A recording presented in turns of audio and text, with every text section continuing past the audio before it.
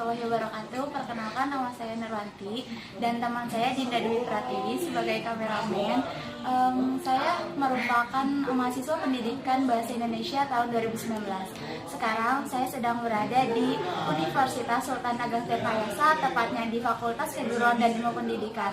Dan sekarang saya sedang berada dengan Bapak Sekretaris Jurusan dari Pendidikan Teknik Elektro yang ada di Fakultas Keguruan dan Ilmu Pendidikan. Selamat siang. Dengan Pak Fatur Rahman MPJ selaku Sekretaris Jurusan. Pak, gini, pendidikan teknik elektro ini kan sudah ada sejak tahun 2014. Pertanyaan yang paling mendasar itu apa tujuan utama diadakannya jurusan pendidikan teknik elektro di Untirta ini, Pak? Baik, selamat sore ya. Jadi sebetulnya awal untuk terkait dengan pendidikan teknik elektro, prodi pendidikan teknik elektro atau sekarang itu udah ganti nama ya, jadi pendidikan vokasional teknik elektro itu awal mulanya adalah mandat dari Kementerian Ristek-Dikti dulu di 2014. Nah, karena mandat kebetulan dulu berbarengan dengan prodi-prodi yang lain, ada 11 kalau nggak salah itu prodi yang dimandatkan untuk berdiri dari pendidikan PTE, PTM dan lain sebagainya, kecuali yang kayak Bahasa Indonesia yang jurusan lama. Nah, kalau untuk dari berdasarkan yang pertama itu mandat, yang kedua karena sudah mandat, jadi tujuan utamanya yaitu menghasilkan lulusan pendidikan teknik elektro yang nantinya jadi calon guru untuk di bidang di SMK, Sekolah Menengah Kejuruan, bidang ketenaga listrikan seperti itu. Baik, lanjut ke pertanyaan berikutnya. Dari visi misi, tujuan dan sasaran yang sudah kami pelajari nih Pak, itu ada sasaran di poin ketiga dengan kalimat tersedianya karya-karya penelitian dalam bidang pendidikan teknik elektro dan keguruan, baik bersifat penemuan dan pengembangannya. Jadi apakah sudah ada penemuan yang dihasilkan oleh mahasiswa jurusan PTN sendiri? Kalau terkait dengan hasil karya mahasiswa, dalam hal ini tugas akhir skripsi, itu sudah banyak. Tadi depan, bulan ini di lab ya, itu sudah banyak sekali. Ada yang membuat, kalau kita itu di PTE karena kita berbasis skill ya, kompetensi, itu kita arahkan untuk membuat trainer yang pertama. Karena salah satunya untuk membantu jurusan dalam melengkapi fasilitas laboratorium atau fasilitas bengkel. Nah, salah satu contohnya itu mahasiswa di 2014, 2015 atau 2016 yang sekarang lagi tahapan proposal, itu kita arahkan untuk membuat trainer di bidang teknik elektro, kayak misalkan trainer untuk PLC, trainer robotika dan lain sebagainya. Dan sekarang itu kita dari hasil karya mahasiswa itu sudah hampir ada 15-an karya. Nah, baik itu rata-rata itu pengembangan. Nah, pengembangan yang tetapi pengembangannya itu dari ini produk-produk di industri. Jadi bukan karena ini awal ya. Jadi bukan pengembangan yang sudah ada di sini, karena itu baru ada ya yang dibuat oleh mahasiswa seperti itu.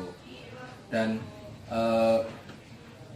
yang dikembangkan itu rata-rata saya ambil dari vendor-vendor yang mereka ngasih di sini katalog-katalog, saya kasihkan ke mahasiswa, bisa nggak buat seperti itu. Nah, nanti dosennya itu yang mengarahkan, dan rata-rata alhamdulillah sudah, yang tadinya di lab itu cuma ada 2 atau 3 trainer, sekarang sudah bisa dilihat sendiri, sudah banyak dan ruangannya sudah penuh seperti itu.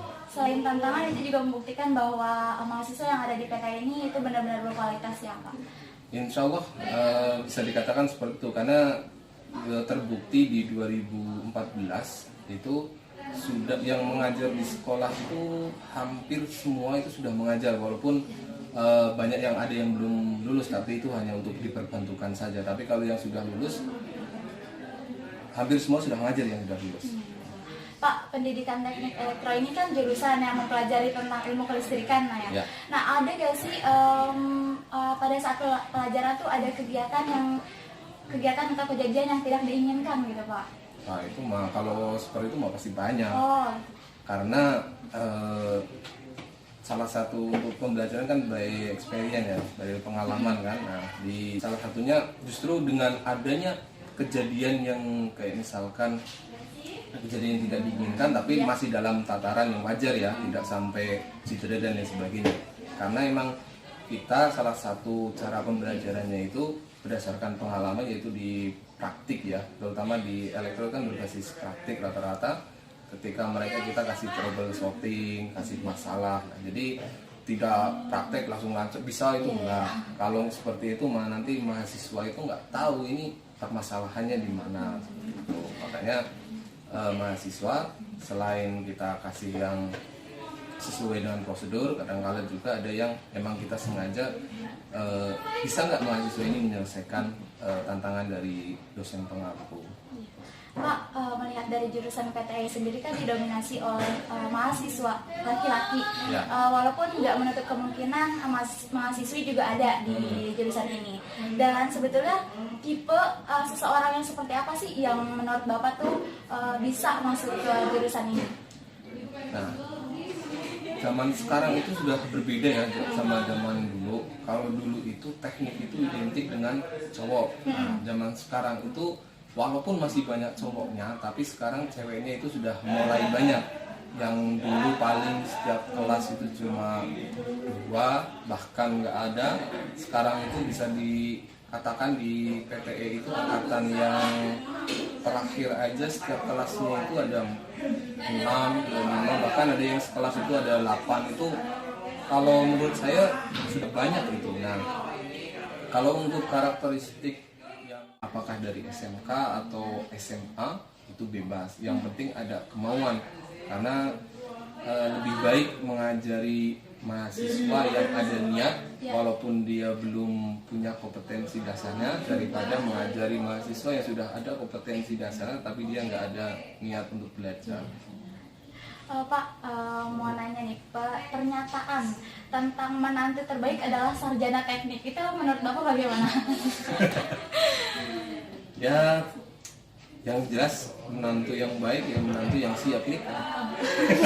Apakah memiliki kelebihan gitu dari pendidikan teknik elektro ini sendiri sehingga ada pernyataan bahwa menantu terbaik itu dari sarjana teknik? Sekarang itu kalau kita memang tidak bisa menutup mata ya, namanya sarjana teknik itu sekarang itu yang paling banyak lowongan itu adalah sarjana teknik. Nah, karena emang program dari Jokowi saja hampir semua itu lininya di semua bidangnya itu terkait dengan teknik-teknik itu, seperti itu.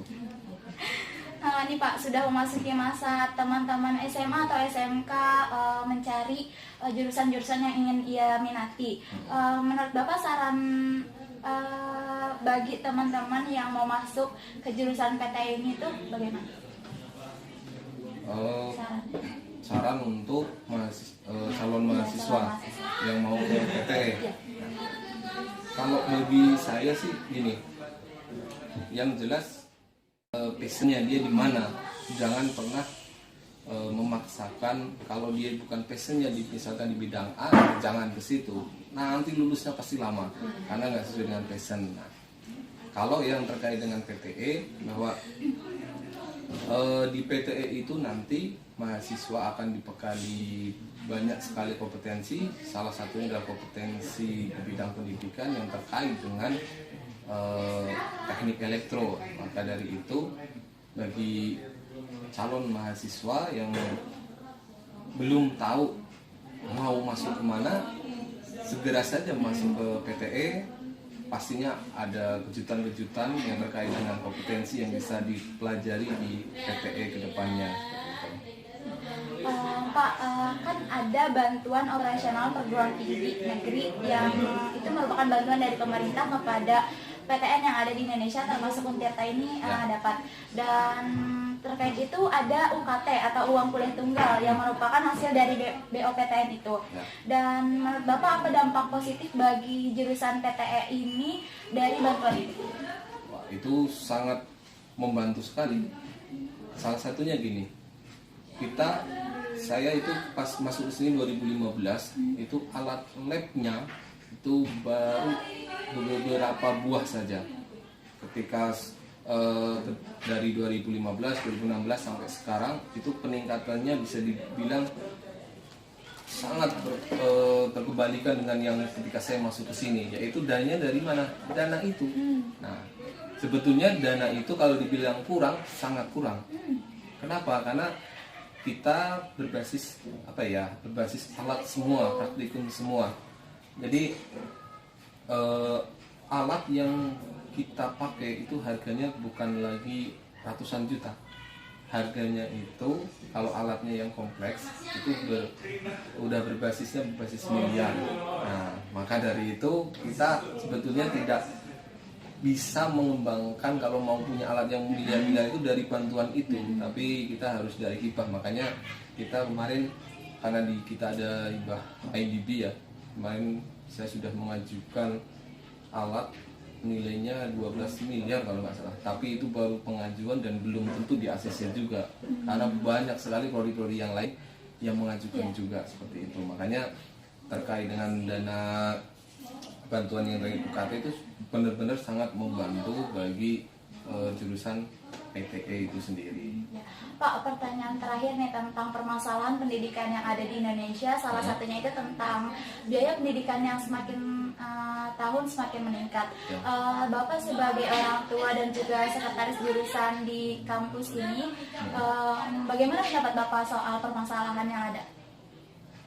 Gini, kalau terkait dengan biaya, memang sekarang itu terkait dengan biaya kuliah itu karena semakin kesini pasti semakin mahal. Nah, itu sudah tidak bisa dipungkiri lagi, dan itu juga terkait dengan kebijakan di pemerintah.